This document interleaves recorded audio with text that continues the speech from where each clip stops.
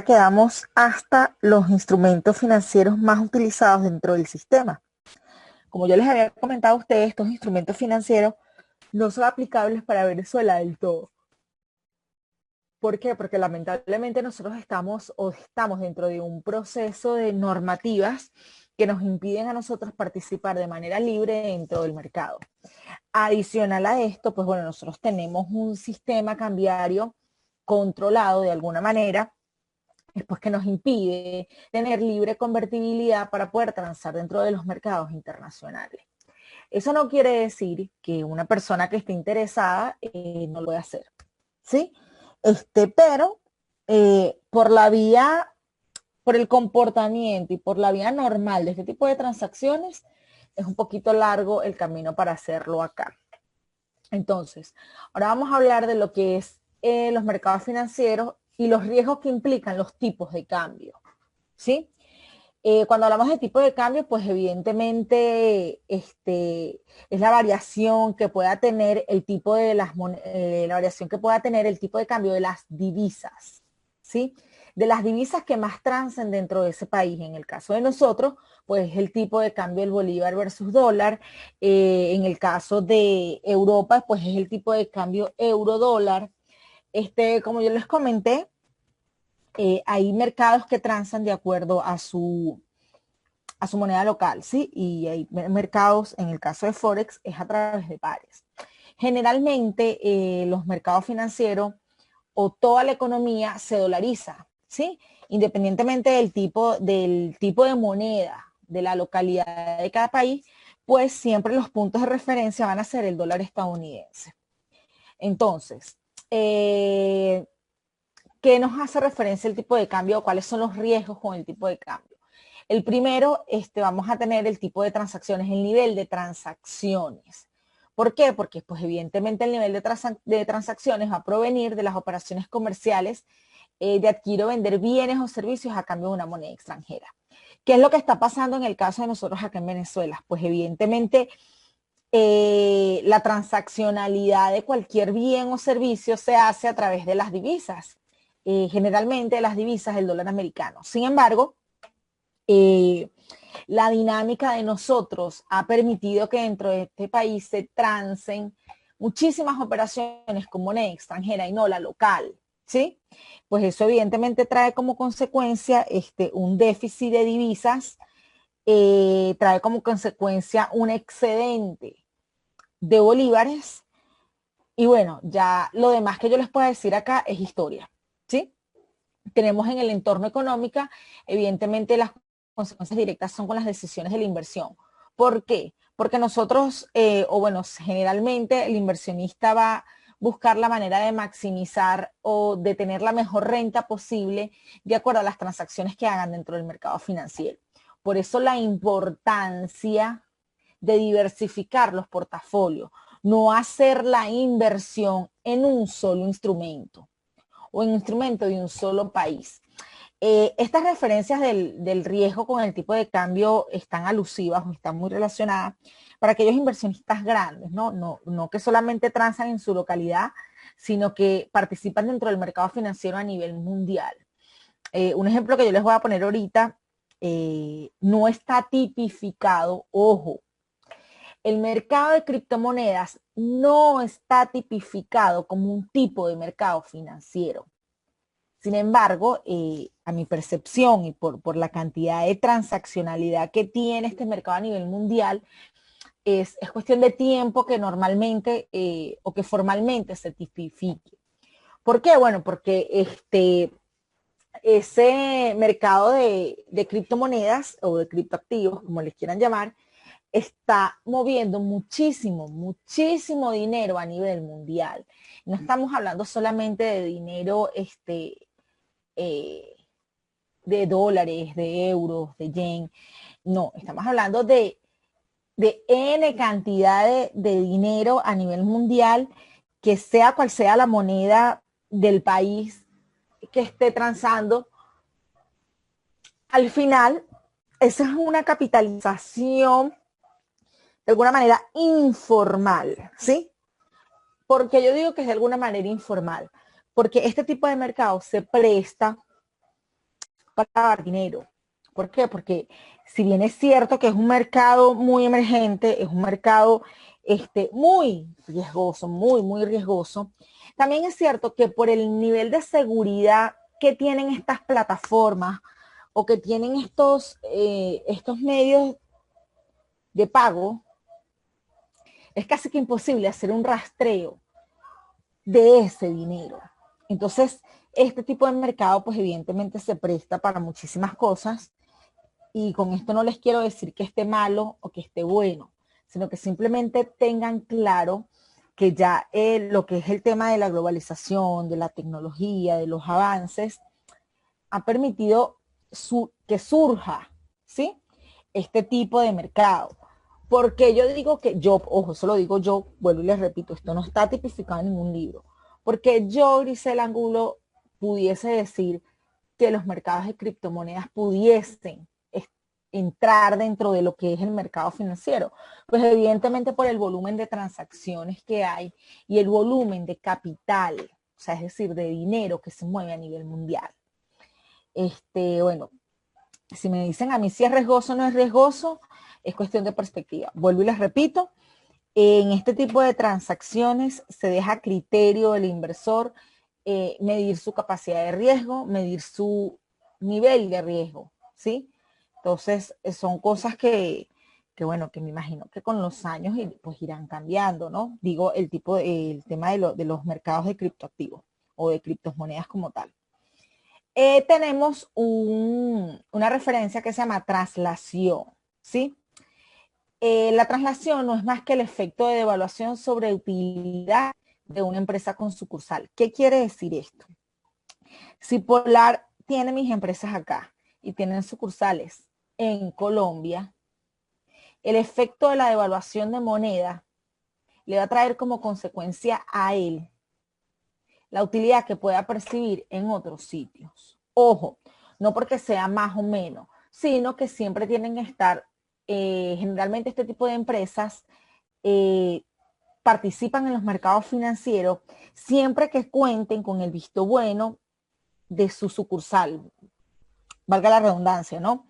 Generalmente cuando estas empresas que tienen sucursales en otros países deciden participar dentro del mercado financiero, ellos tienen que contar con el respaldo de su empresa matriz, de su casa matriz, por decirlo de alguna manera.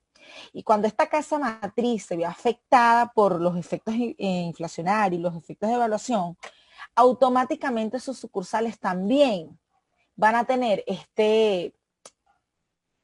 esta observación, por decirlo allí, va a tener como quien dice este antecedente. Recuerdan que yo les comenté la semana pasada que las empresas que van a participar dentro del mercado tienen que tener o tienen que manejar la información lo más transparente posible, ¿sí? Pues es precisamente por este tema. Cuando hay empresas que tienen sucursales, pues evidentemente los desvaríos económicos que haya en la localidad, en la jurisdicción donde se encuentra su casa matriz, los va a afectar a ello a nivel de riesgo, ¿sí? Porque como yo les comenté, estas empresas poco a poco y dependiendo de la cantidad de transacciones y de volumetría que ellos tengan dentro de un mercado financiero, ellos van creando un récord también, así como hay un récord crediticio, pues hay un récord también que les va a permitir a las calificadoras de riesgo puntuar este tipo de empresas.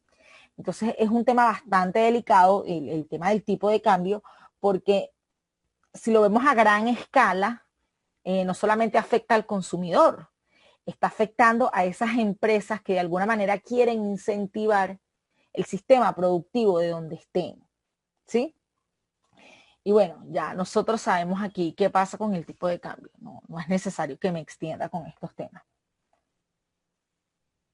Tenemos dentro de los riesgos las tasas de interés. Deme un minuto. Ese día sí.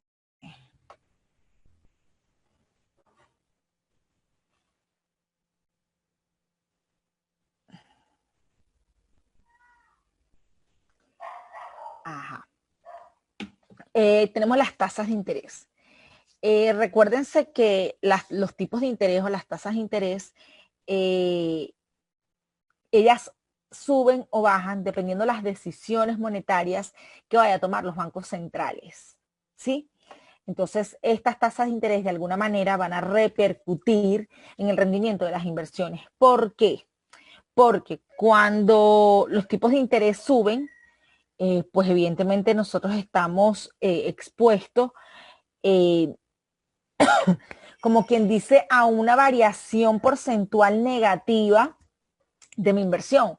Porque una variación porcentual negativa, porque cuando mi tipo de interés o mi tasa de interés sube, pues quizás la oferta y la demanda de ese producto financiero, ese instrumento, perdón, ese instrumento financiero puede haberse afectado por esta tasa de interés. ¿Por qué? Porque evidentemente los rendimientos no van a ser lo que yo quiero, entonces simplemente paralizo la demanda o la oferta y la demanda de ese instrumento y me volteo a otro que no haya sufrido variación en la tasa de interés.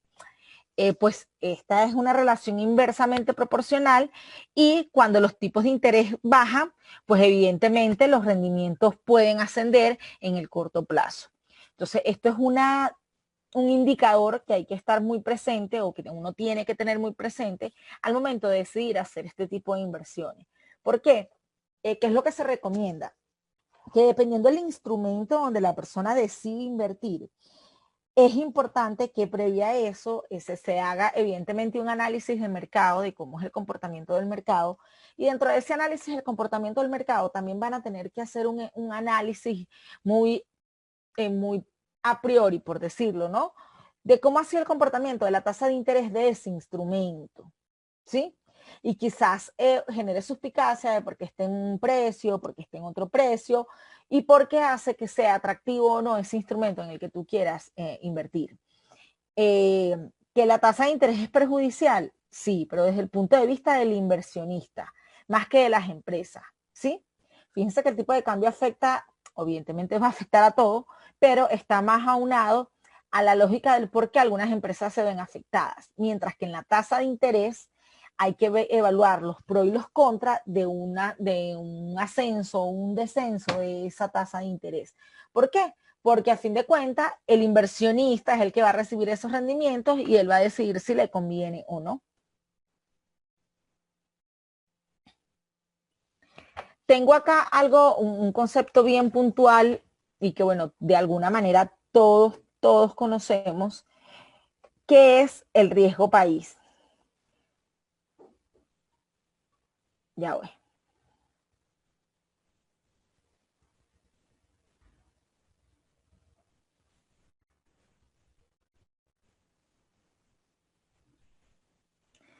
El riesgo país.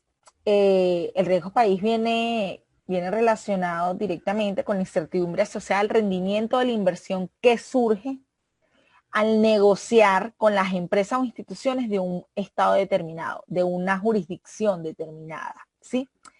Entonces, fíjense, dentro de lo que es el riesgo país, aquí yo les estoy mostrando como quien dice un esquema de más o menos el funcionamiento y del riesgo asociado a esa actividad. Nosotros tenemos acá, evidentemente, el riesgo país. Cuando hablamos de riesgo país en el sentido amplio. ¿Qué quiere decir en el sentido amplio? Que aquí se miden todos los riesgos eh, a nivel macro, pues a nivel menos institucional. Sí, fíjense que nosotros tenemos un riesgo, pues evidentemente económico financiero, y vamos a tener también, ay, me perdí, perdón, vamos a tener también un riesgo político, que es asociado con lo que es un riesgo político, el riesgo sociopolítico, el riesgo administrativo.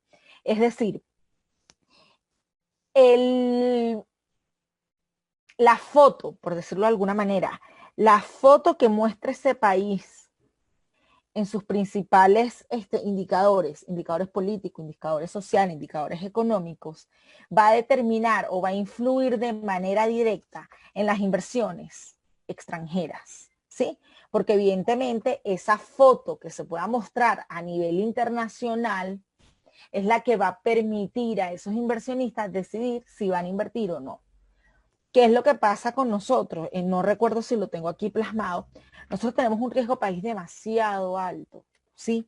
Por lo tanto, nosotros tenemos acá una foto bastante deficiente en comparación con otros países, que no permite a los inversores extranjeros, valga la redundancia, invertir su dinero acá. ¿Por qué? Porque a ellos no les va a interesar estar presentes en algún país que tengan estos conflictos tan arraigados por un tema de la administración, pues de la rentabilidad que pueda tener esa inversión. Nosotros tenemos algo denominado préstamos renta fija de cartera, ¿sí? Cuando hablamos que está en un país en sentido estricto, estamos hablando de dos posiciones que toman única y exclusivamente para este tipo de instrumentos a nivel extranjero.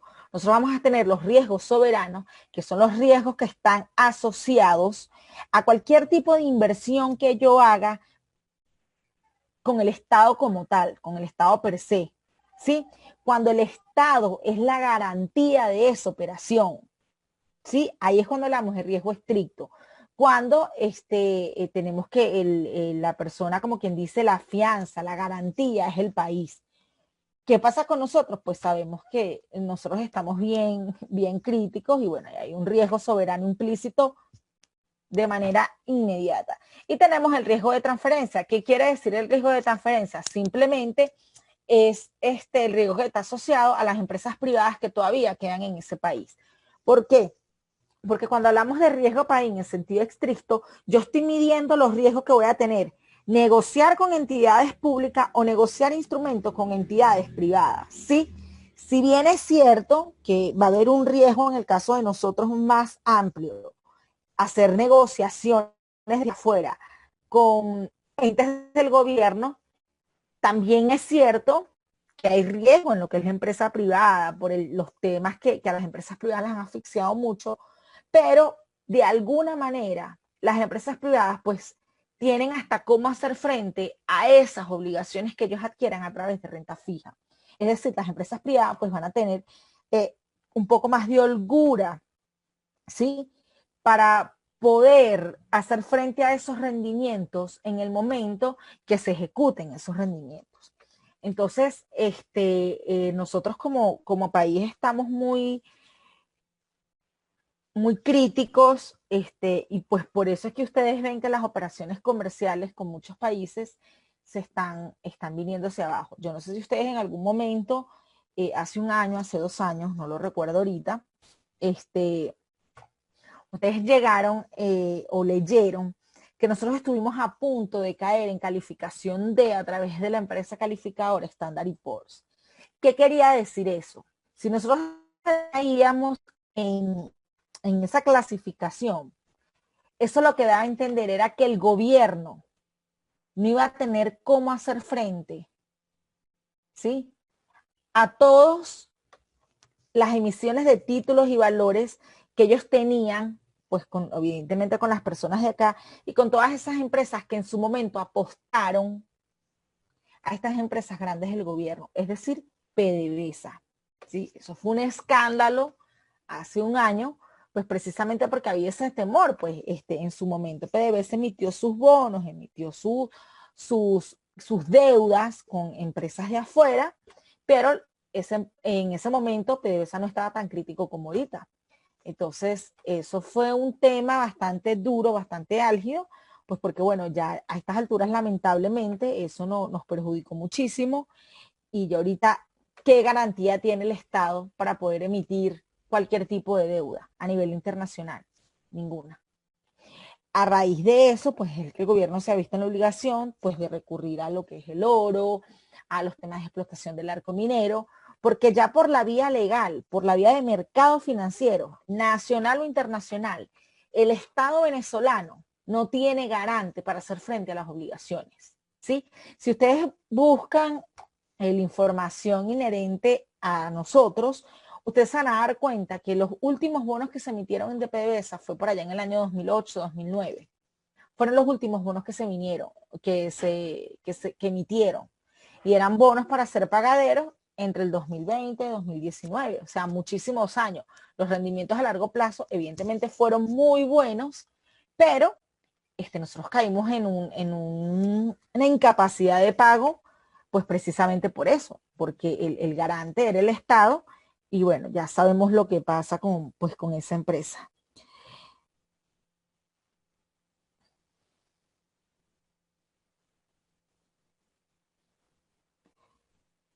Ya, muchachos.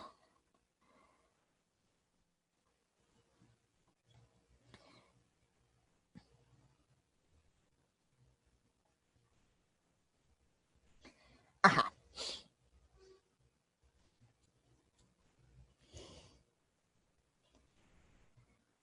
Ay, coño.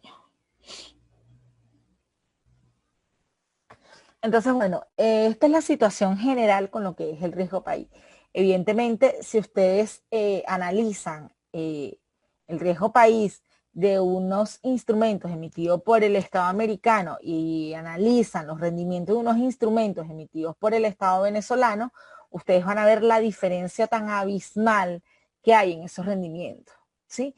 También los invito, en el caso que ustedes quieran indagar un poquito más, a medir los rendimientos de los instrumentos que emite el Estado de Colombia y los instrumentos que hemos emitido nosotros, para que de alguna manera ustedes puedan comparar y ver cuál es el comportamiento de países suramericanos frente a los mercados financieros internacionales y cómo ha sido la participación y el comportamiento de nosotros. ¿Sí? Yo esa información la tenía, pero bueno, cambié de máquina el año pasado. Yo no sé si, bueno, los que están en micro, los que vieron micros conmigo supieron lo de mi computadora. Y bueno, hubo información que yo perdí. Pero yo les invito a que cuando tengan oportunidad, pues chequeen eso rapidito allí. ¿Qué pasa en Venezuela? ¿Cómo funcionan pues, los mercados financieros de Venezuela?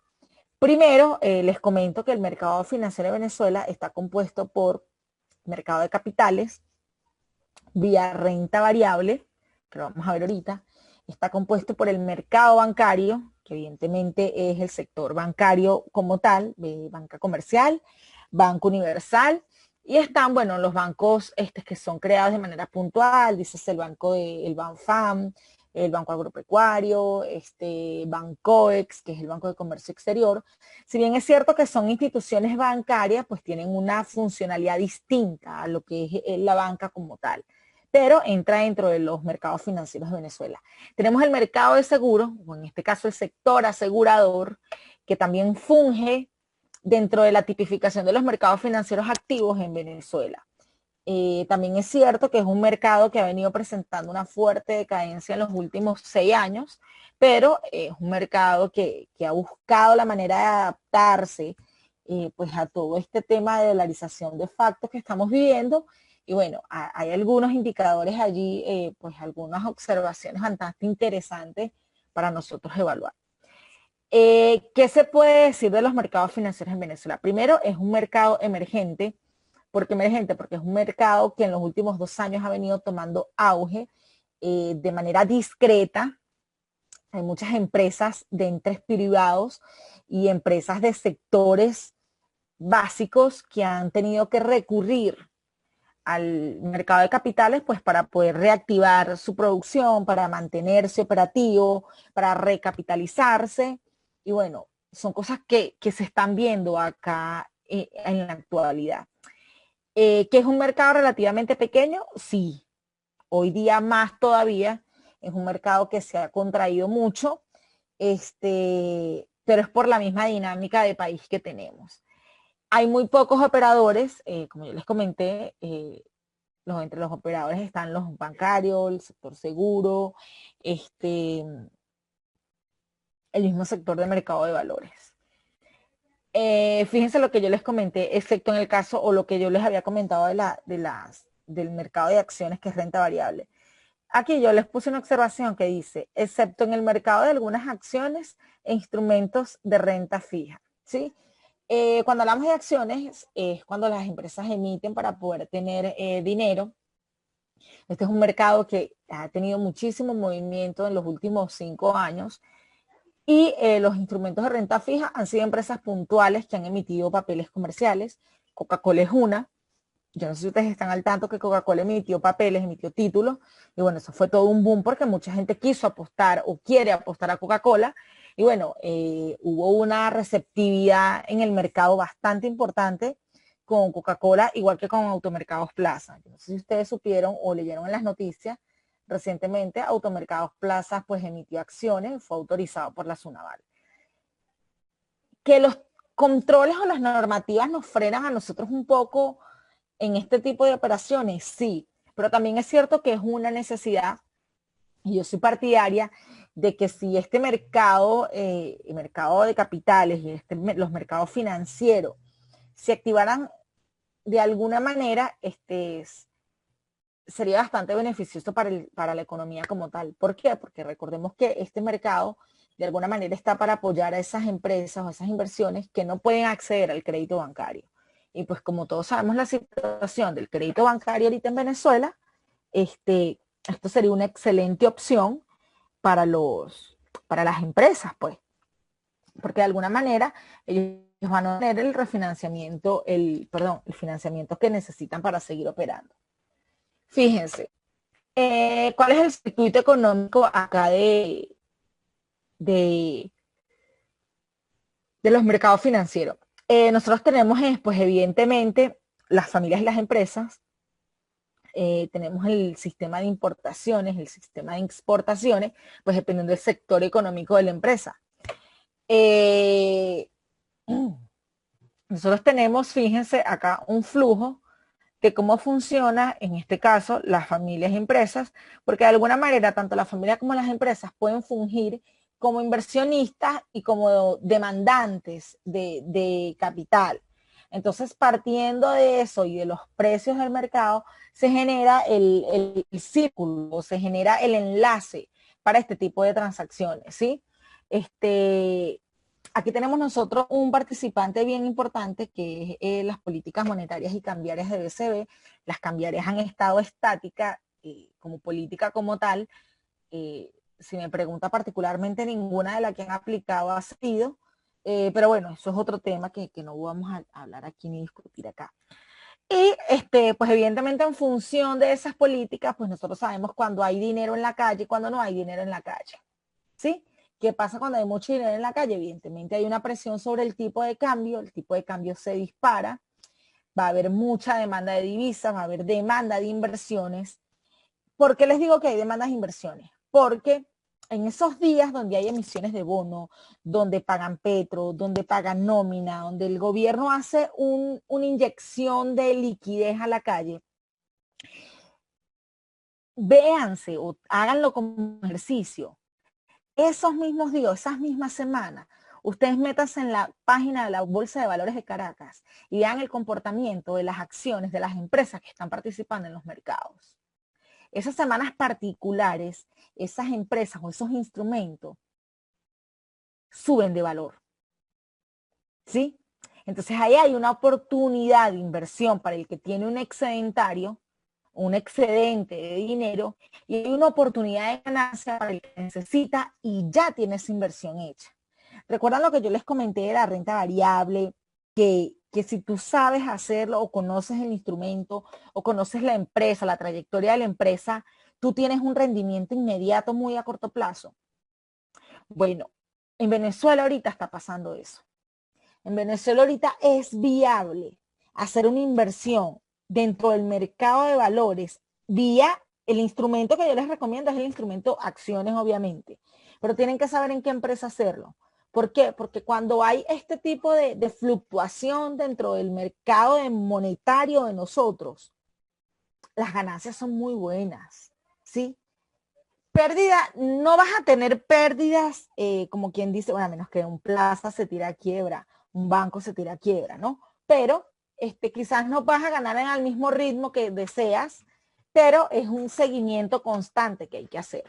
Si me preguntan a mí, es una oportunidad de inversión para uno, echarse un ojito por allí y bueno, pues tratar de apostar algunas cositas allí.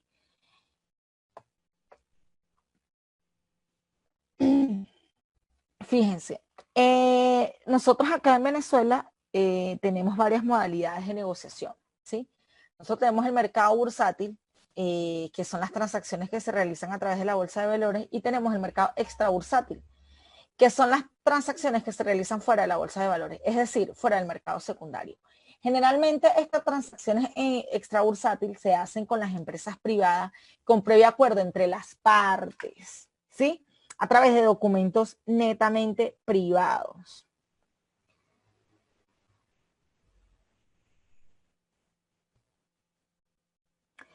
Deme un minuto.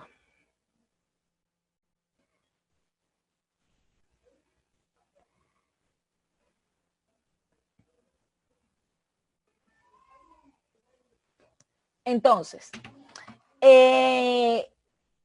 las transacciones que se realizan pues a través de la bolsa de valores tienen que cumplir una serie de requisitos, tanto los demandantes como los oferentes. Suele ser bastante rápido, pero sí depende de ese tercero, de ese intermediario, ¿sí? Nos queda menos de